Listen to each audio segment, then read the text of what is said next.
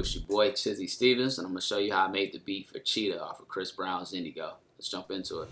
Cool. So the very first thing that I started with on this track was the melody.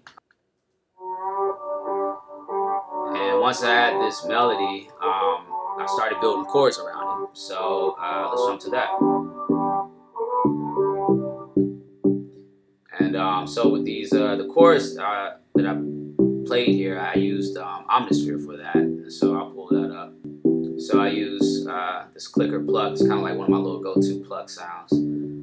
So then from there, I just kind of started building the track up. I didn't really know exactly where the track was going to go, but I just knew I wanted it to build into something. So I started adding my drums, my claps, and then I actually have a kind of this little percussive sound under the claps to kind of add a little atmosphere to it. Then my kicks, and then some more little percussive elements like a rim shot and a hi-hat, open hat. Then from there, I started building it up some more with this snare, kind of like an EDM track. And then that just kind of helped to build it up. And then I reintroduced the melody that we started out with just to kind of show you that it's getting ready to build into something. And we go to the hook.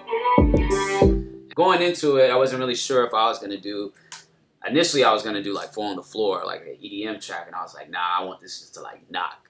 So I decided to do Halftime, so I decided to like make it like kind of trap it out. I brought the melody back in, except I pitched it up just so it cut through on the high end, and then I wanted the low end to just be supported by nothing but just the 808. And so, and that's really killing it on the low end. And so let's pull up this 808. So on here I have a couple different things. I have like some distortion going on, and I have a bit crusher on it, and then I have Effectrix, which is kind of doing that little wind down effect. Let's just take all that off and see what it sounds like. Yeah, see, it doesn't hit the same. And the reason why I did that was I knew that I wanted the main elements to like stick out was like that 808 and the melody. So then I started building it up more. So then I added my kicks and snares. Then I had my hi-hat. Added a second hi-hat loop that had kind of like a tambourine in it. Oh yeah, there's one other thing. So in here I have this this cool like housey loop going on, and basically it was like a vocal chop, and I like put a kickstart, which is a plug-in. I put kickstart on it, and it kind of gave like the vibe of it being like a guitar or something. So I added that in there.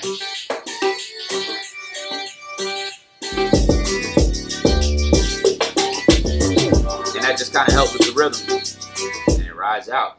And then from there, I just kept building the track out. So then I went back to my verse and just continued to build it up.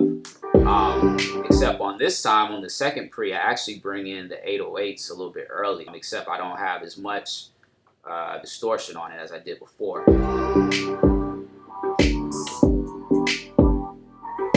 And then I bring them right back in for the hook.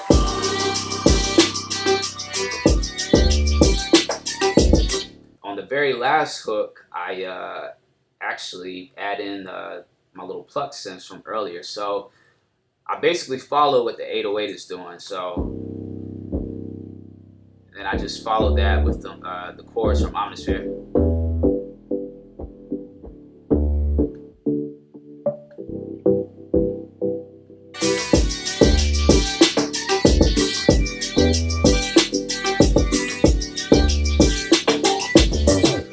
In here, there's these, my snares do kind of this little weird thing.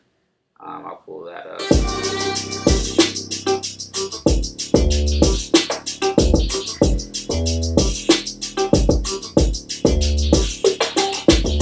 So all that happened there, that was like an accident with the weird snare pattern. I had I quantized it, and it quantized it wrong, but I was like, oh, this is kind of dope. So I just decided to leave it for this part right here.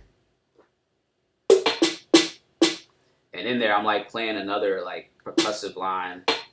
Yeah, all that was by accident, and so I just decided to leave it because it sounded cool. And then I added this little cry here on the ones of the tracks, which is just like a cool atmospheric effect.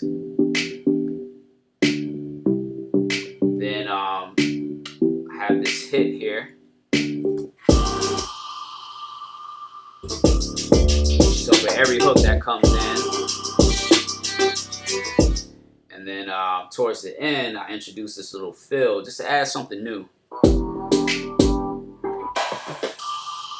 And that's my hit again. And that's it.